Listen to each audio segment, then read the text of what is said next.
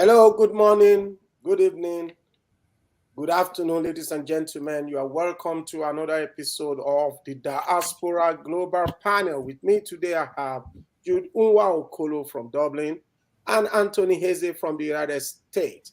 Yeah, today we have a couple of interesting stories for you, interesting topics to discuss about Nigeria, and some global news as well. That will definitely interest you, our audience. But before we start, let's just do our weekly check-in. Let's just find out what is happening in United States and Dublin Island. Tony, what is happening in the state?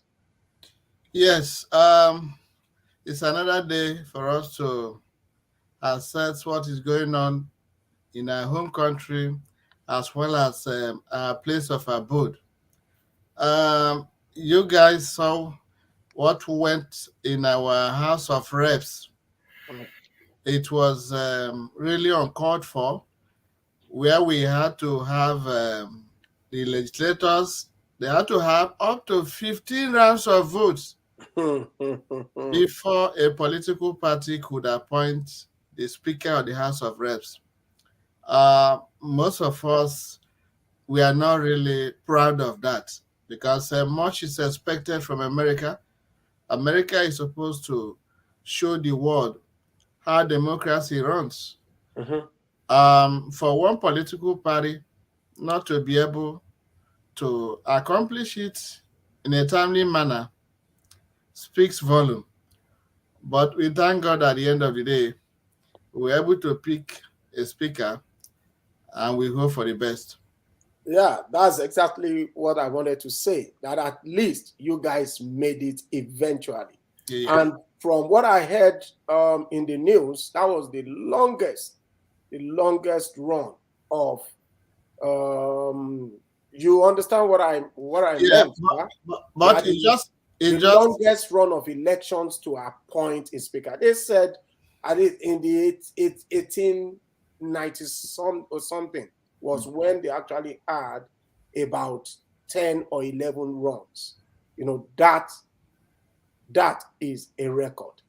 So you wanted to say something, Tony? yes, I said that happens not to be the longest anyway, Yeah. but in about 160 years, this appears to be the longest Okay. because there was one in the 18 something that actually lasted longer than this. Mm. But the good news is that at least we You now have a guys speaker. made it. You guys made it.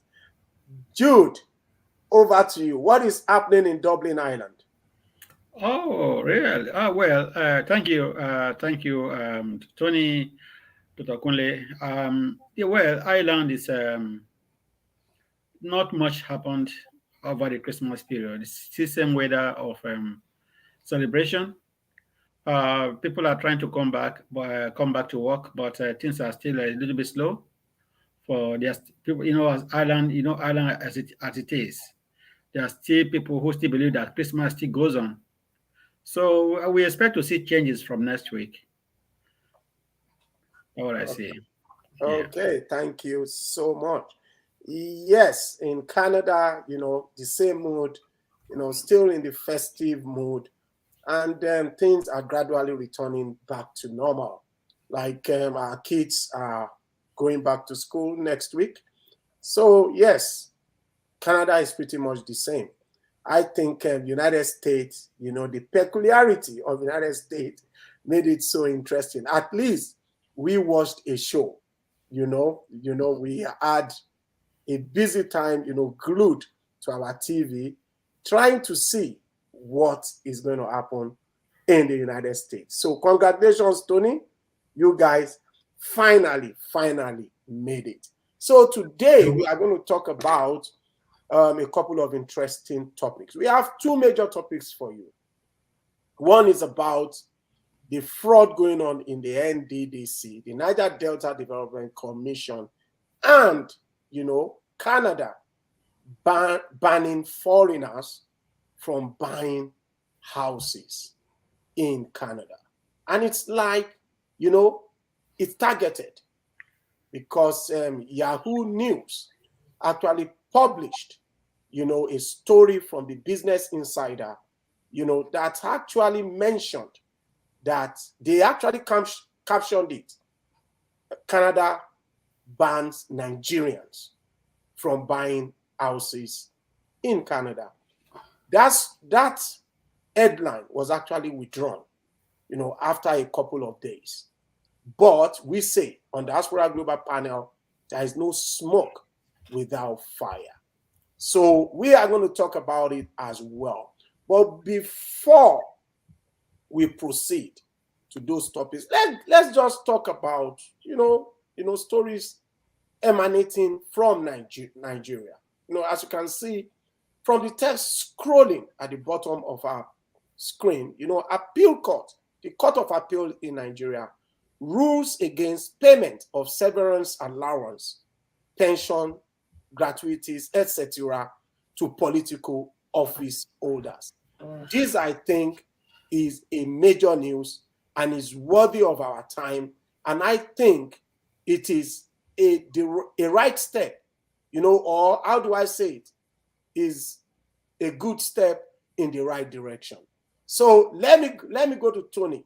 This is a news emanating. We know the governors, the House of Reps members, the senators, they are just giving themselves, this jumbo severance. And we say Nigeria, that we are poor. We are in that economic situation. And we see our political office holders, just earning, stupendous amount of money that we can't even comprehend, that politicians abroad are not even getting. We are talking of countries that are richer and far, far better than Nigeria. They are not getting such. And this news, emanating from Nigeria, at the Court of Appeal, have actually banned, this severance allowance, pension, gratuity, from being paid to our political office holders. Tony, what do you think? Dr. Kule, that's a very cheering news. And for members of this panel, it's like one of our episodes early 2020, we tackled this issue of politicians leaving one office to go to another office, and yet they will be receiving political and financial entitlement even to the post they've already vacated. We had many governors who, when they leave office, they have a lot of emoluments, they have a lot of entitlement for life. And then we go and contest to the senatorial level and get in there and start receiving other financial remunerations. It was so disheartening.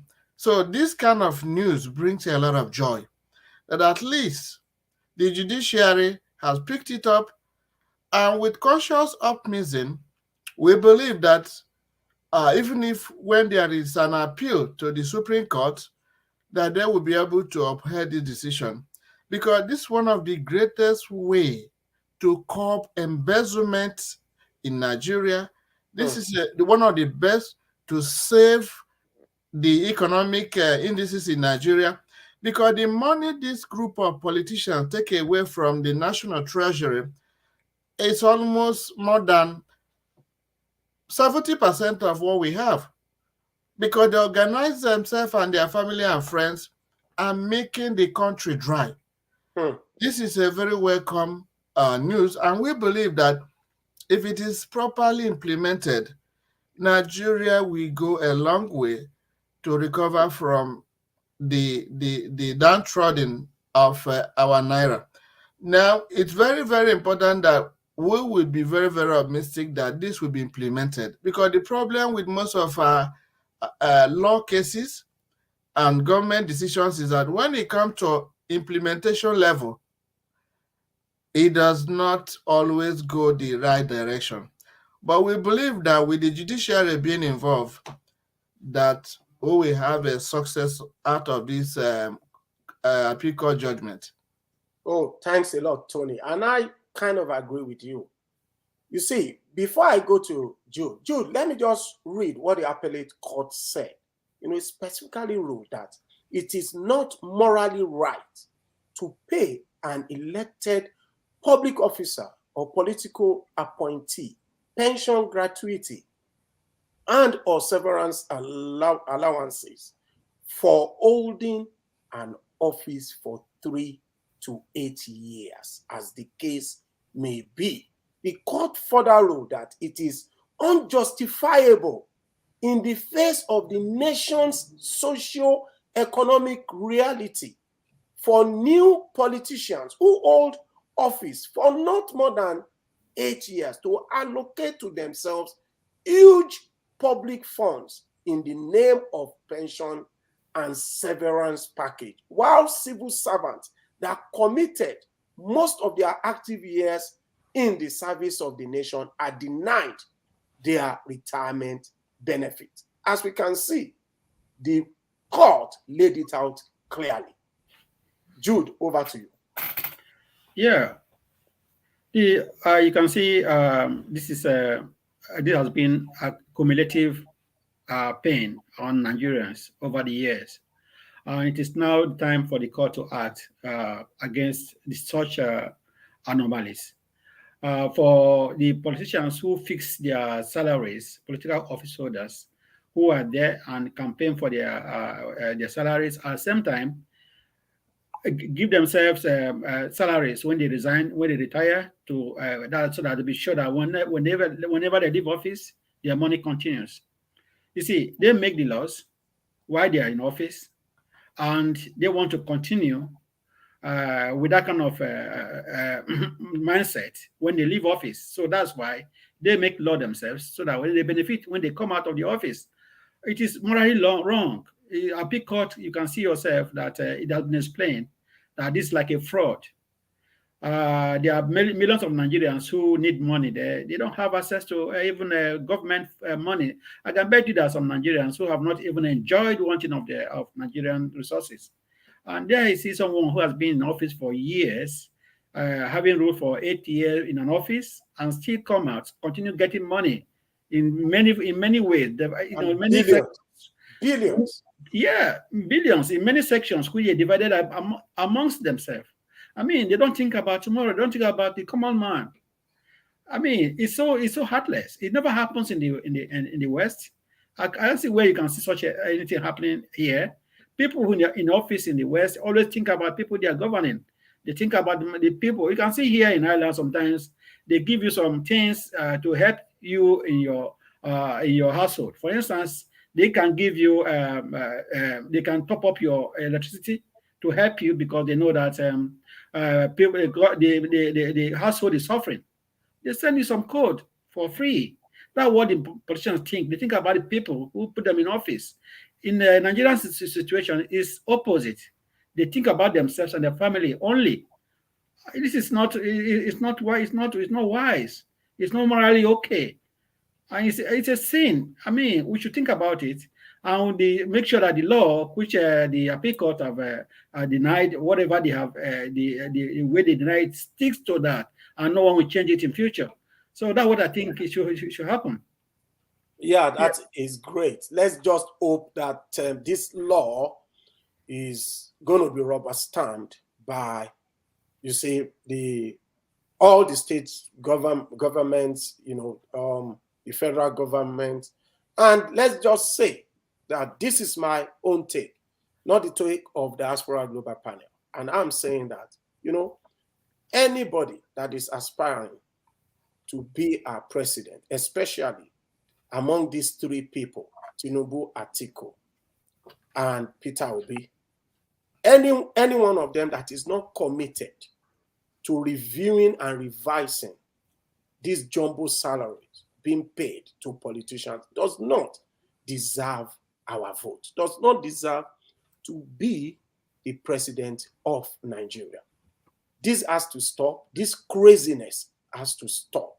We see our people, running out of Nigeria in droves.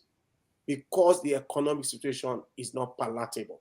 You know, because of time, I don't know if you guys want to say one or two things, but because of time, if you just want us to move to the next, topic on the agenda. If you guys don't mind, if you want to say one or two things, it's fine. Yeah, I think we can move on because Okay. oftentimes it's not about raising alarm that matters, but having the ears to listen. Yes. You are very correct. So as we can see at the bottom of the screen, Buhari promises to campaign for Tinubu in 10 states. Now, the mega forces, the powerful forces are being unleashed, and do you think this will have the desired effect? Because when we consider that Nigerians are not happy with the current situation in the country, and we know that Buhari has been ruling for the past 8 years, do you think Tinubu unleashing Buhari, on the campaign trail, do you think is going to have the desired effect? Are we going to see President Bola Ahmed Tinubu come 2023? Tony, over to you. You see, when you are discussing about some countries, not that we don't want to really bring up our own country like every other country, but things don't happen normal in our country. Except for this PVC and electronic result transmission. Yeah. Yes, I will tell you that personally, I don't have either respect or I don't believe our election and campaign system works normal compared to the outside world. It's like an outlier. Yes, it doesn't because most of the people have this idea that before the election even starts, they already know who's going to be president. They already know who's going to be the commissioner because rigging is at superlative level. If Nigeria is a normal society, I would have said Tinubu and Buhari should look up to the United States of America. Yeah. Because President Donald Trump, nobody want to use him again for campaign because people know what he has already done. It's now a liability for any person to use. So if we check the records of Buhari, somebody who cannot maintain security, somebody who cannot run a good economy, the naira is down the drain. For somebody to seek his help to campaign, it's like the person is out of reality. Though once a political party in Nigeria is in power, they don't care what they do. Yeah, of course. And then bearing in mind that Tinubu, during the early campaign, just like the vice president of Nigeria said, they want to continue where Buhari stopped. So a lot of people were so much pissed off that this is a failure. You want to continue with failure. And then somebody who cannot maintain peace and tranquility and good economic system after 8 years is trying to campaign for somebody. What does the person still have up his sleeves to teach anybody? Because if he has had enough skill to send Nigeria to the proper route, we will not be in this quagmire where we find ourselves. People cannot move around in Nigeria. People cannot eat 3 square meals in Nigeria. And you want the same president to go and campaign for you. At the campaign sites, what exactly does Buhari still have to teach anybody? For you to be able to teach every person, we need to watch your performance. Nigeria want you to campaign based on your track record. Hello? Yes. Based on your track records, yeah, based on your performance, what does President Buhari still have to offer Nigerians that he want to relate to Bola Ahmed Tinubu's voters or fans? So I think it's just a way of wasting the remaining resources we have, because for Buhari to go to such campaigns, they're going to use people tax money to go and waste them. Let Ahmed Tinubu continue with his own campaign. Tell Nigerians what he can do better than Buhari. Taking Buhari along the campaign entourage, I don't think it will impact on the Nigerian populace to vote for Tinubu. Rather, he will lose because he's carrying a liability. Okay. Thanks a lot, Tony. Jude, as Tony said, he doesn't think Buhari campaigning for Tinubu will have a positive impact. Rather, it may even impact Tinubu negatively because, the last couple of years has been problematic, has been troubling for Nigerians. The economic situation has worsened, compared to what we had in 2015 before he came in. Jude, what do you have to say to this? Yeah, quick one there. To be honest, a little bit diverse or a different part of it. For what I think is that we know actually that Tinubu Siwaju has been actually beside Buhari, even though people say Buhari don't perform well. Tinubu has never one day criticized Buhari, and he feels he's going to toe the line of Buhari, because every time he talks about improving what Buhari has done, what he has achieved, how he can improve it. So he thinks they are in the same party, and the status quo worldwide is that when you leave office, you are going to carry the person along, you introduce somebody who you think can forward your agenda forward. And in line with party line, as it's been done, I think yes, that's the right way to take, even though most people believe that Buhari has messed up. But that is one of the job he is supposed to do for Tinubu. Try to bring his own supporter, because there are some people who still support him. Let's go to the north. There are some northerners who still believe that the northerners should rule. And if the northerners is not going to rule, if Buhari should come out and say, okay, I trust this guy, put him there, they're going to look up on Buhari and rather vote for Tinubu rather than voting for Atiku. So I think that's the game, the plan, the game I think they were trying to play there. Because you can see yourself, APC, they are one party, APC, and Tinubu has not stepped up one day and said Buhari messed up, he didn't do this, he didn't do that. He always saying that he tried his best. So they are all in one party, and I think it's a good step for Tinubu, for me. That's why I say I'm going to digress some time, but we know, we are the voters, we know what to do on a voting day. But Buhari has to play his role as an APC member to bring somebody who he himself thinks that he can rely on to take the country forward. And that's the person of Tinubu, which he has to do. So whether he fails or not, well, without him, Buhari coming up, APC, Tinubu is still in APC. So bringing him in or not it doesn't make much difference to me. I always see that it can improve him in the north. It may improve him in the north, not in the south though.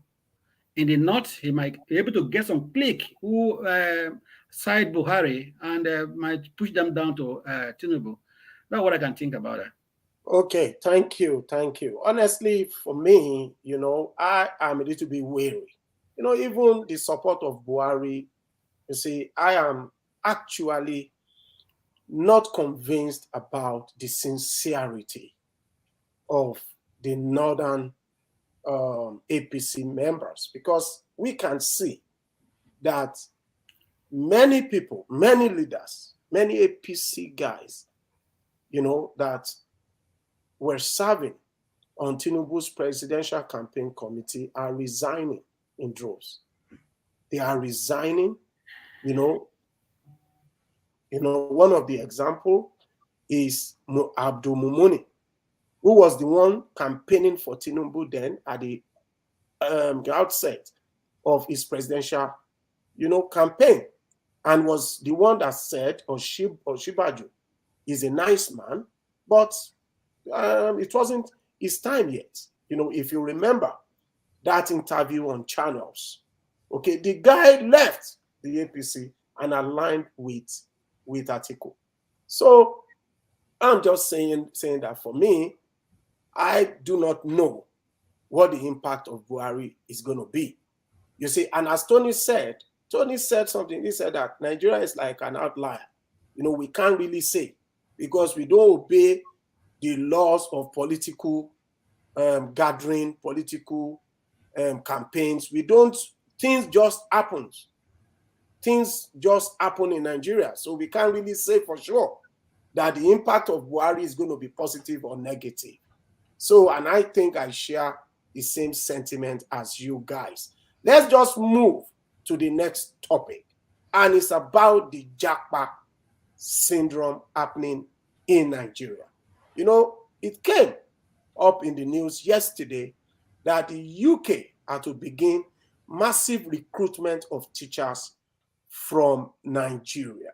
And what they are actually planning is that, qualified teachers, from countries such as Nigeria, Ghana, Hong Kong, India, Jamaica, Singapore, South Africa, Ukraine, and Zimbabwe can actually apply for qualified teacher status through the Teaching Regulation Agency as from February 2023. Okay? So, Nigeria is on the list. And we know how this is going to impact, our country, Nigeria. You see, happening when we are seeing the rot in our education system. And this is happening now. For me, I'm not in a position to say, what these guys are doing is bad, because I live abroad as well, even though I live in Nigeria mostly, but I have my family abroad. So for me, I cannot say that people coming abroad for greener pasture should not come. But I know that it's going to impact our country negatively. This massive recruitment of teachers in Nigeria. So, Tony, over to you. What do you have to say? Yeah, I kind of told the same line in your preamble.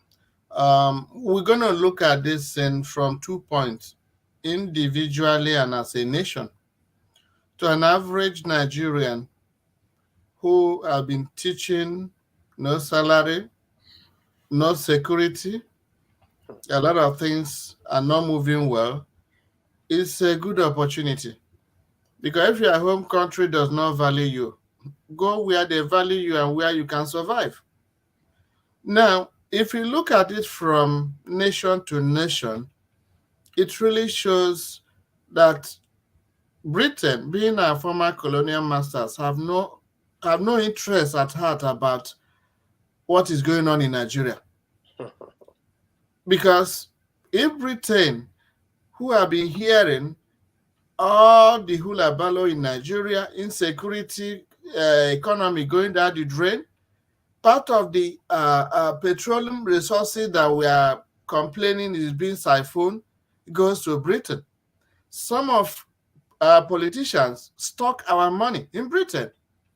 Most of the politicians, take for example, Ahmed Tinubu, go to London every other time for a medical checkup. Now, Britain is aware of what is going on in our universities. That for almost a year, the whole university in Nigeria were on strike. But they don't deem it necessary, as our former colonial masters, to lend a helping hand as per nation to nation. They've been seeing all this mass killing. They would have helped us. But here, this is where they are. Most developed countries are always going to milk Africans. Their best brain are taken away from them. Their resources are taken away from them. I'm not saying they're going to be they're going to babysit us forever, but show some concern when things are going wrong in your former colonized country. But you're only there ready to rip out of them. So at a national level, this is not what we expect from Britain, although they are not recruiting only from Nigeria, but we don't expect this on nation to nation level. I stand to be corrected, but I have not seen what Britain has done to save Nigeria in crisis. I need to be corrected. If it's only picking up our best brain away, taking our crude oil away, both officially and unofficially, and already Nigeria is down. Most of our doctors have already left the country. Now it is the teachers. The same way we left, Tony. No, our own. We left when things were normal. Yeah, we left things were normal. Yes, when we are normal. It has not gone so bad to this level. Thank you. That's a fantastic. And then on individual level, I know people who are in Nigeria hearing or criticizing any of these advanced countries, we feel that I'm being selfish. No. My idea is that if you find a place you can survive and make a living, you are welcome to do so. I'm just looking at this at what we expect from Britain. We remember the utterances of Professor Ujanya when the Queen died. It's the same thing being recycled every day. Whether it's the King ruling Britain, whether it's the Queen ruling the Britain, it is same old thing. They don't care about how you feel. They're only interested in how they can pull you down. Because the truth is that if you take away our best brain in the classroom, which you know their condition is pitiable, they're going to answer you. Yes. You take away our mineral resources away, are you leaving skeleton behind as a Nigeria? We expect them to know better, to do better. But for my countrymen and women, if you have access to better life outside the country, I will support you. Thank you, Tony. And you said it all, because what is happening is a bit pathetic, because we know the stringent visa laws that these countries impose on us. Especially when they are Nigerians, we know visa is a no. However, after the advent of COVID-19, they started recruiting our doctors as their first line of defense. These were doctors that were being barred before from coming to the United Kingdom unless they write exams. Stringent visa laws, strict visa regulations and whatnot. And COVID came into being. You see them, they say, coming in droves, you doctors from Nigeria, just come and face, be our first line of defense. We also know that they recruited a lot of nurses. Now they are targeting our teachers, Like I said before, I am not in a position to say that nobody should travel, but we are just pointing it out, the double standard of these Western countries. Okay?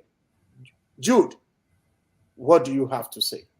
Because it's your neighboring country that is doing that to us, to Nigerians. Yeah, really, I don't see anything wrong in what UK is doing, because it's a country that loves their citizens. They want their country to be at the top. They don't want to, the government are being scrutinized when everything gets shot. If they get any shot and any parastatal, the people raise alarm, and they want to make sure that they keep the country, keep their citizens happy, so that they can continue in the next government. And that's why they go everywhere to make sure that everything is balanced. You see, it's a challenge to we Africans. We have to keep our own thing as well. We have to work hard to keep our people. If you don't work hard to keep your people will move. It's simple. It's just like a bird who's looking for food. If you go to the south, no food, you fly to the north and get a food to eat. That's how it is. If you don't take care of your people, they're going to leave and look for where they will feed themselves. They have to educate their children. They have to pay house rent. They have to do that. And they will leave. But if you keep them well, they will say, why should I go to the cold? Where am I going there? It's too cold for me. I won't go, because they're comfortable in their country. So it's not a British issue here. It's an issue of our leaders, African leaders, who don't care about their citizens, who don't care whether they live to north, south, east, and west. Wherever they fly, you are free to go. Leave us alone. They don't care. And as such, things it continue to happen. And these guys are so smart that when you throw someone away and they see his value, they pick him up straight away. And they use him, become somebody, and the person become valuable to the world. I mean, it is good. It is good for what we are seeing. The UK are doing what they can do because they love their citizens. They love people. They take everybody as equal. So I don't see anything wrong with that. It's like people complain sometimes. They said slavery, blah, blah, blah. Slavery, yeah, slavery. They were short of laborers. They want people to come and dig their underground and this, and they recruited people from Africa. And they didn't recruit. So I would disagree that they never recruited. Please, I know they recruited. Please, they shipped us on the. Please, don't let us go to slavery, because if we do, we are opening a kind of. I'm just saying recruiting. They did in another form. They practically forced caged. Yeah, colliding colliding with our rulers. No, yes, if you want to say that. You see, that's what I'm trying to say. There must be. Yeah, go on if you want to say something. No. I'm just trying to say that they kidnap. The distinction is there. It's different from what is happening now. I'm saying, slavery can come in different form. You see, there are many things come and look at it. In any way you look at it, and people leave their country to your country because you inspire them to come. There's something you throw at them to come and catch, and you put them there, they become a slave to you indirectly. People don't look at, we're talking about direct, indirect slavery. There are many people who are in the West who are not supposed to be here, but because of hardship in Africa, they have to be here, and they became, of course, that's true, against their will. What are they there? If they go here somewhere without their will, they become slave. They call themselves like a slavery. Some people are living here like slave, but they're not slave per se. It's just circumstances, very so. So that's what I'm trying to say here. Because of I know that was what you are trying to say. Because of our rulers who don't care about us. Why should you owe a teacher salary for 6 months? Yes, for many months. And somebody telling, come to UK, I will give you salary. And before a week, they pay weekly. Before the weeks and Thursday, you get your salary. I think Tony is boiling to say something. Yes. Tony. I think, thank God my brother Jude stays in Ireland.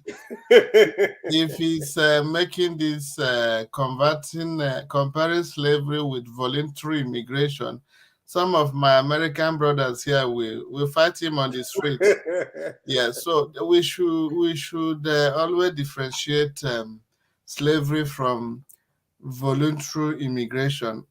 Jude is properly right that a lot of Africans came here against their financial will. Yeah. But during slavery, it was against everything imaginable that they forced our brothers and sisters to their plantations. But we appreciate the fact that what you said about if you make our country comfortable, we will not want to travel abroad. 100%. Yes. Thank you. Yes, Judy is probably right. And he said something that there are different forms of slavery, even though many of us, we are just economic immigrants, okay? Yeah. But then, are we in slavery? No. If you think about it well, you see, we are not really in slavery in the real sense of it. But somehow, some might say, oh, boy, what are you doing? You are not free. You can't go on. You can't see your family, you see, back home anytime you want to. You are restricted by the number of days you can go on leave, blah, blah, blah. That is still form of, slavery, not in the sense of slavery of those olden days. So it's just for us to just have a clear distinction. on what Jude is trying to say. Jude, and you are very correct. And as we can see, this is a hot topic.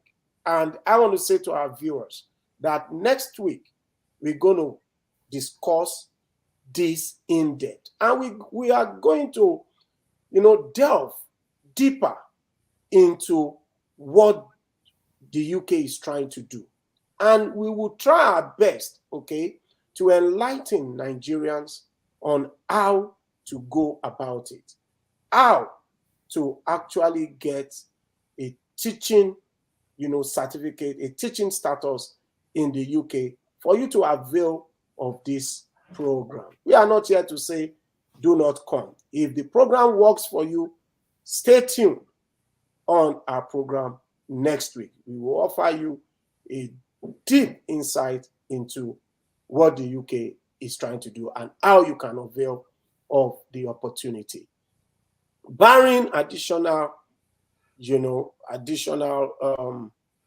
points from my fellow panelists, I think we just move on to the next topic, which is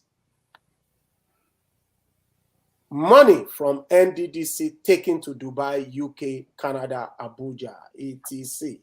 And this was said by the chairman governing board of the Niger Delta Development Commission, NDDC, Mrs. Loretta Onoche, who expressed displeasure with the zero impact of the commission on the region, despite huge resources, huge amount of money injected into the commission. And as we know that, the idea of this Obasanjo, President Olusegun Obasanjo, actually instituted the NDDC in the year 2000 in response to the agitation and demands of the Niger Delta people. They were complaining of monumental neglect of that region, the region creating wealth for Nigeria by the federal government of Nigeria. So they were clamoring for more representation, for more investment in the region. And alas, President Olusegun Obasanjo actually created the NDDC, pumped a lot of money, for the NDDC to make positive impact, on the lives of the people of the region. In 2008, Umaru Yar'Adua actually took it a step further by creating the Niger Delta Ministry. And by creating the Niger Delta Ministry, NDDC became an arm of the ministry. A lot of money were pumped in, but yet we didn't see anything. We didn't see the impact. The people are still impoverished. The people are still living in penury. There is still devastation all over the place. Environmental, devastation is still happening. You see, most of the projects, are not forthcoming. Most of the projects are being abandoned. We see several cases of fraud committed by directors, chairman, MD. So it's just a kind of one. Don't let me, delve too much. And we know that this woman specifically said that the money is being taken to Dubai. We know Nigerians, constitute, the highest number of foreigners, buying foreign investors in Dubai, and then so also in other parts of the world, UK, Canada, etc. Tony, let me go to you, because I know that you have a lot to say, especially about the fraud going on in the Niger Delta. You see, the case of the Niger Delta is a case of some glorified armed robbers in the name of leaders organizing their people for agitation for development. And when that money apportioned to development comes, they are the one who makes use of it. Just like what we used to have senatorial votes that are supposed to be used for the senatorial zone that voted for a lawmaker. to develop things. But senators convert it to their own pocket money.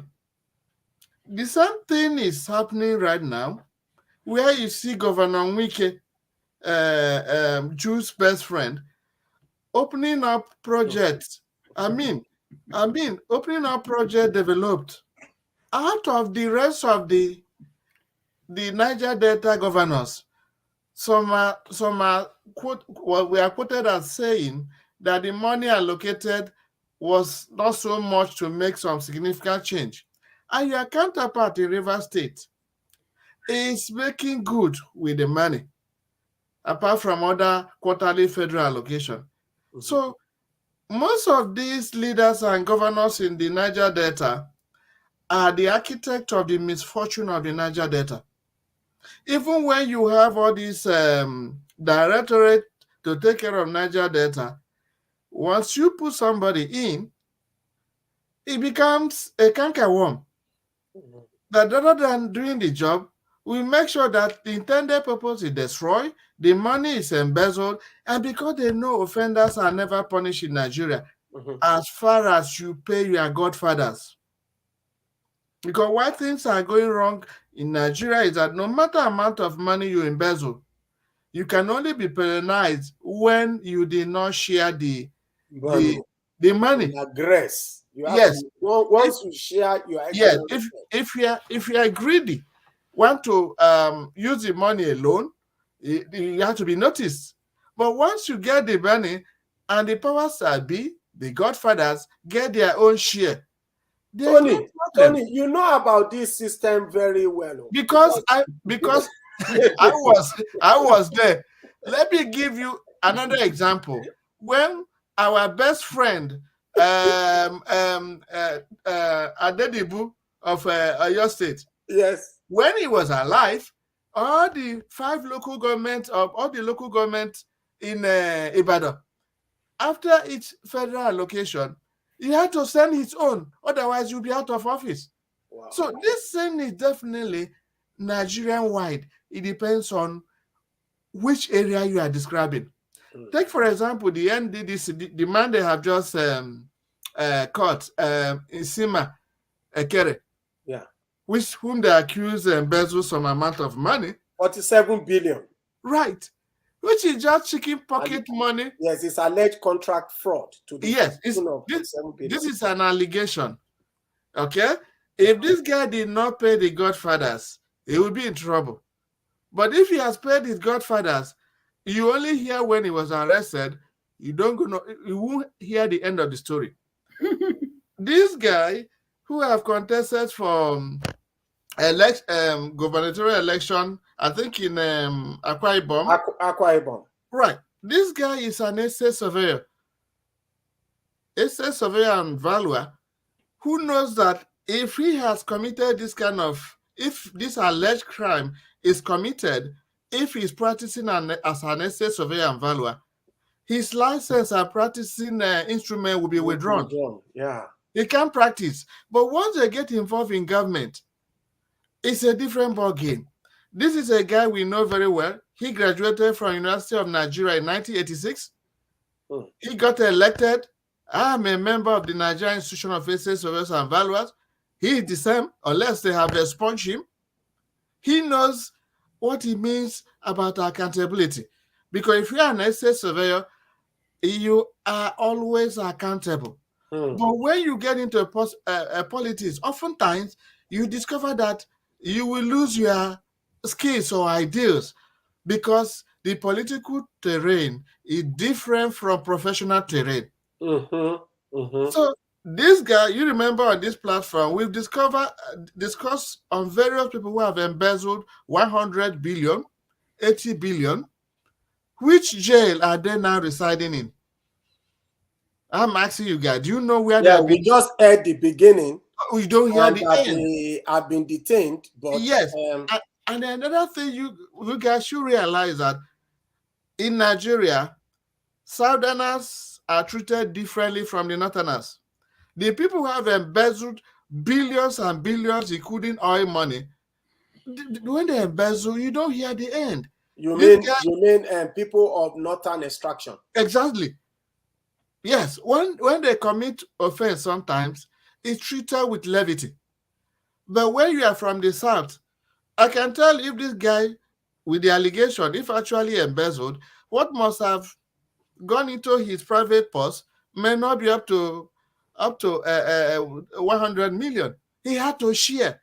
Nigerian politics is about, it's like a hunter going into the bush. When you kill an antelope, do you eat it alone?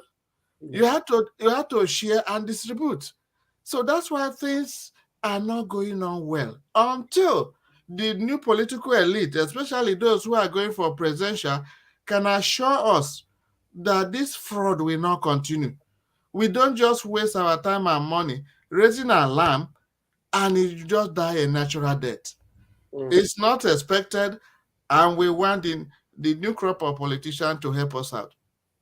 Thanks a lot, Tony. You provided an in-depth analysis of what is happening there. And like I said, you know a lot about it. So, and I never knew that the guy is an ESV, I never knew. Yeah, let me just go to Jude. Jude, what is your take on this? What is happening? How politicians, elected officials, and those, that are saddled with the responsibility of bringing development to their community, not to other communities, is to their own community. How they are just siphoning the money, using it to buy houses, properties all over Nigeria, all over the world, Dubai. You see, I want people to know that I visited Dubai recently, and I know that the social club, the club, that my friends went to in Dubai, you see, is owned by Dino Melaye. I'm not saying that Dino, acquired it illegally, because I know that this guy is somehow a legitimate businessman, because I know of some investment he has in the United States. So I will not say that he acquired them fraudulently, but I'm just saying that our politicians are buying houses, from left, right, and center. We have a politician that has 10 houses in Dubai. One guy that was arrested recently, 10 houses. I think it was the organ harvesting guy, 10 houses in Dubai. And we know that Atiku Abubakar also has so many properties in Dubai, So what this woman said, Loretta Onochi, I think we should pay attention as a nation. Jude, over to you. Yeah, thank you.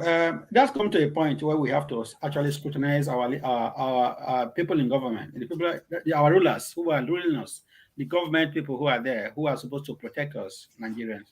Because if you say someone have 10 houses in Dubai, another one have another 10 houses in Dubai, where is the source of income? How much taxes are they paying for these houses? They are Nigerians. They are not from Dubai. They are not there. These are not Nigerians we're talking about. And they should account for any property they earn offshore. What is the government doing about this? Because it's known, it's clear.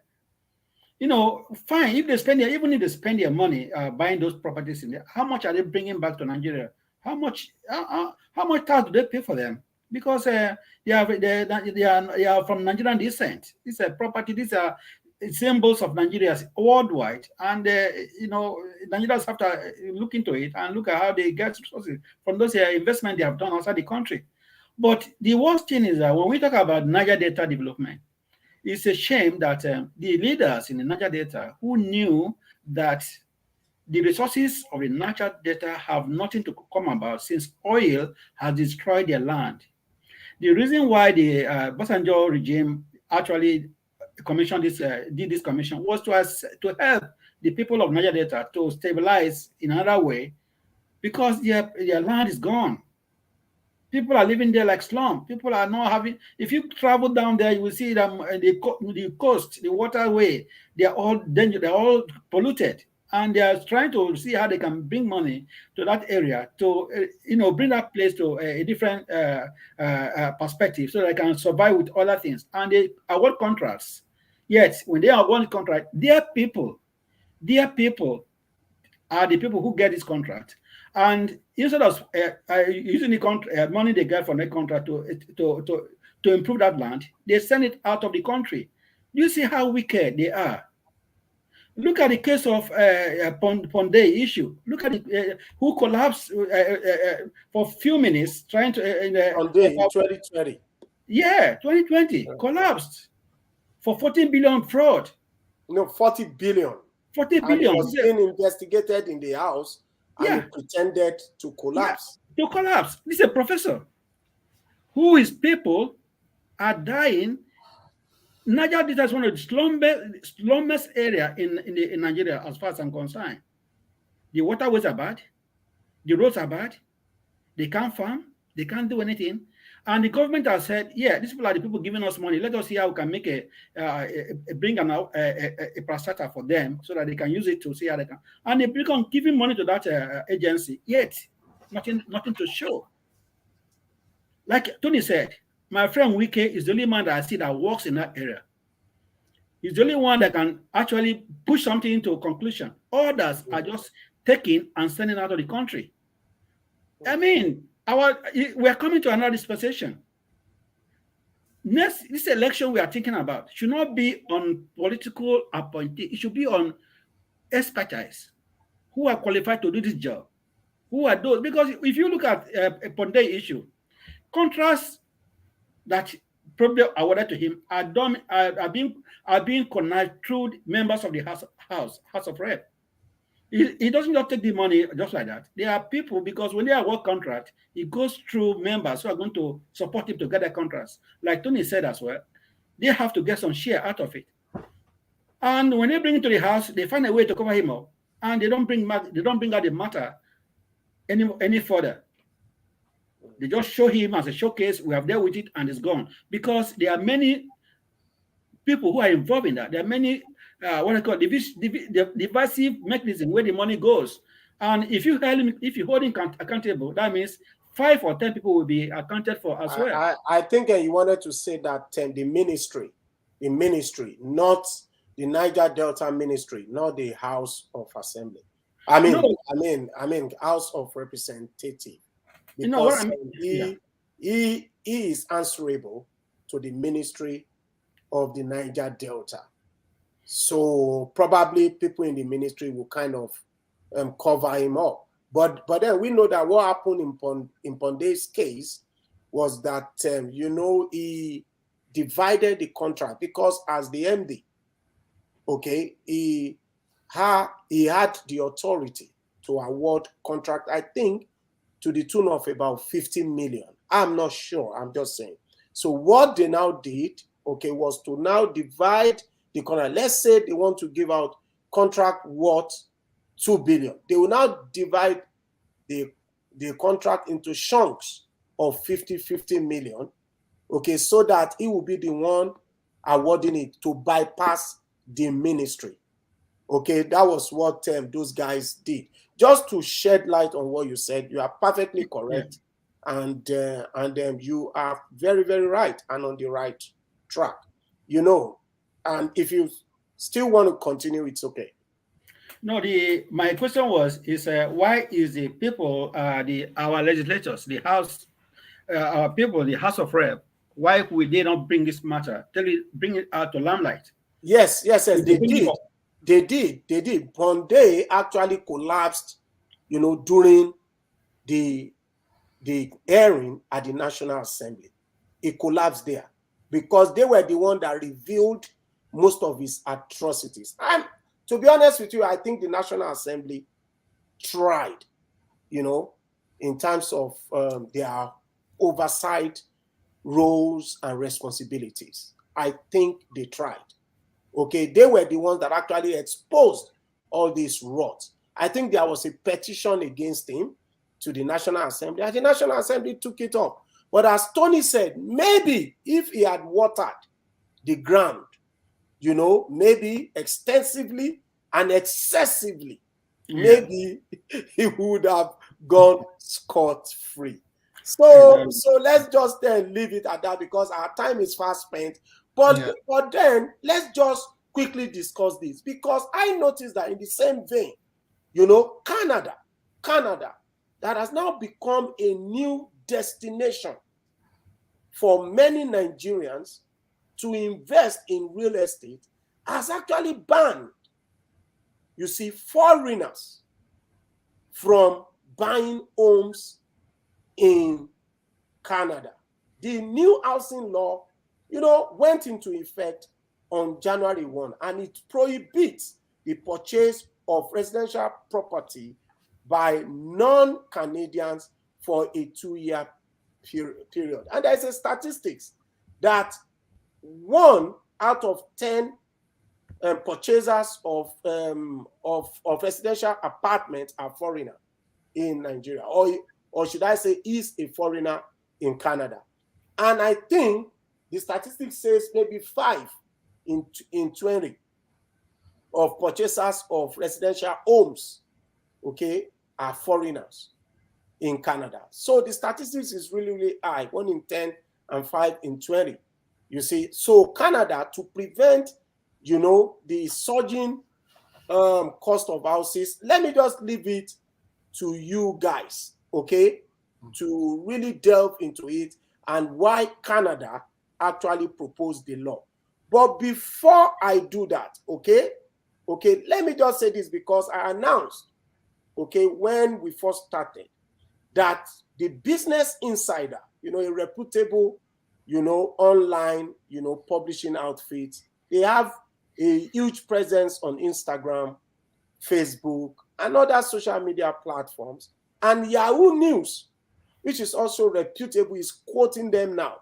The Business Insider announced on Instagram that Canada will ban foreigners from purchasing homes. This was a revision from an earlier report which stated the country, that is Canada, would ban only Nigerians from buying residential properties. So Business Insider, the publication, explained that this was an editing error. But however, like I said, there is no smoke without fire, because what I heard initially was that the law was targeted, or is targeted at Nigerians, and the Chinese. That was what I heard. So, but they have changed it, I think, because of the sensitivity of actually, targeting a particular country. Canada revised it and said all foreigners, are banned from purchasing homes in Canada. Tony, take it away. Thank you. Yeah, there are this new popular saying, any country you travel to and you don't find a Nigerian, you need to start running, that there's trouble over there. It's now very, very obvious. If you come to the United States, when you see 10 black people, almost 7 of them must be Nigerians. And then, Canada is the next door neighbor to United States. And you all remember the American lottery. Initially, when it was instituted, every country was given 50,000 quota, of which, if your country reaches 50,000, that's the end. Nigeria, with its large census, quickly exhausted their quota. So the available next promised land becomes Canada, because they share common boundary. In fact, some people drive from Canada to some nearby states in the United States. So if any person is surprised that a greater number of black people in Canada are Nigerians, then the person should remember the story of American lottery. And then Canada had that kind of opened up policy because they needed human resources. So, and just like Nigerians were buying property in Dubai, in Canada, it is alleged that they don't care about money laundering. And Nigerian politicians are so good in going to places where there is no restriction to foreign bringing money from abroad. So we understand. We have the resources, we have so much number. So if they do ban us, I think they have a reason. Because wherever Nigerians, especially Nigerian politicians, where they get in, they want to buy the whole city. Therefore, at a stage, Canadians were being surprised. We just invited these people and they are trying to take over our country. Do you blame them? So, but by and large, it's still an allegation that it's not only Nigeria. But be that as it may, it's obvious that for good planning, you need to have some physical policies that will make sure that your town planning laws and some reserved area are maintained. That's why when you travel abroad, they have more fresh air than some cities in Nigeria and some other African countries because they maintain their town planning laws. They don't care how much money you bring or how rich you are. You must play by the rule. So I think whatever decision they take, it must be first and foremost for the interests of Canadians before they look towards foreigners.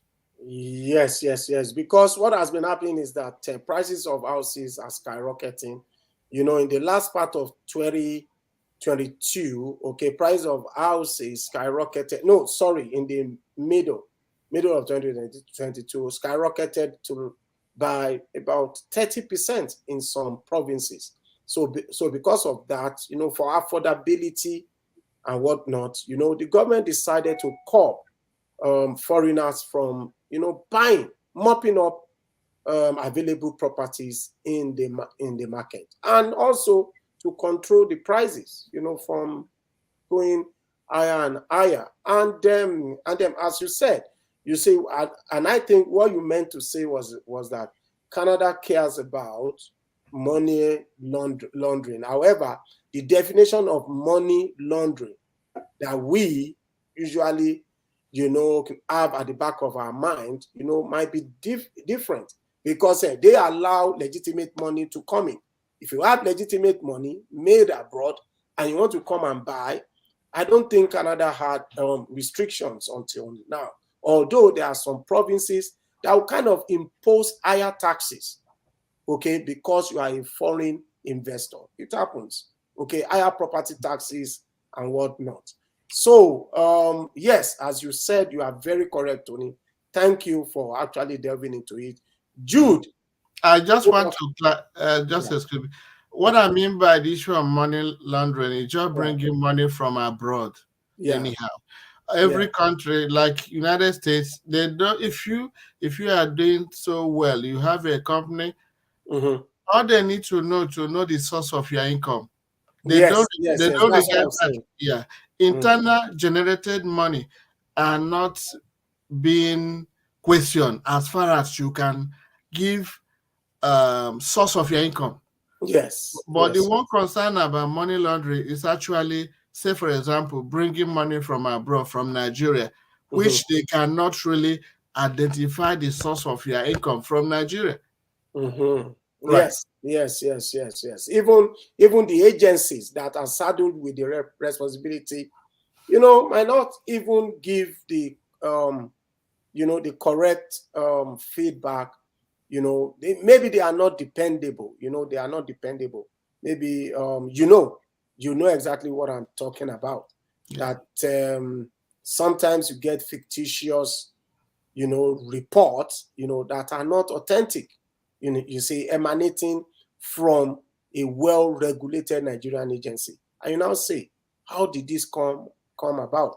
Maybe just a worker, a director, just got the letterhead and print something, and makes it legitimate. So you are very correct, Tony. You are very correct. So Jude, over to you in wrapping up. Thank you. It's a government policies to favor the citizens. I don't have to blame the government for that. If they believe that foreigners are coming to buy houses only for themselves and take the money out of the country, they have the right to do that.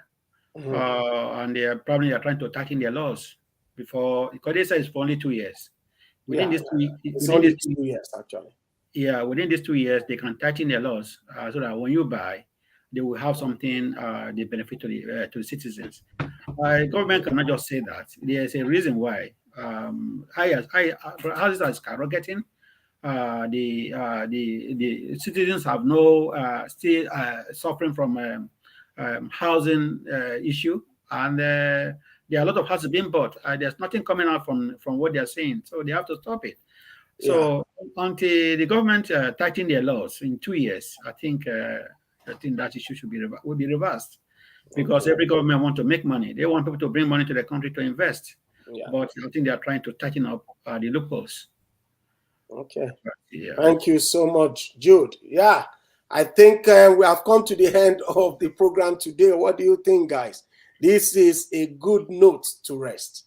I think we have tackled, sensitive topics, and I think we've had a brilliant discussion today. I really enjoyed it. We tackled stories about the NDDC, the monumental fraud happening there, and Canada banning, foreigners from purchasing houses, from buying houses, in Canada. And we also talked about President Muhammadu Buhari campaigning for Bola Ahmed Tinubu. And also we spoke, about the appeal court, ruling against the payment of severance allowance, to our politicians, that sometimes serves for 3 years, whereas, civil servants that are entitled to these severance allowances and pensions, are not being paid their entitlement. We also spoke about the UK beginning massive recruitment of teachers from Nigeria and other countries, mostly Black nations. So those were the topics we discussed today. And next week, we promise that we'll delve into the latter, UK beginning massive recruitment of teachers. We will let Nigerians know, how they can avail of this opportunity. Watch out. Thank you, ladies and gentlemen. Thank you, Tony. Thank you, Jude. It's been a wonderful time. Do you want to say a last word to our viewers before we leave? Tony.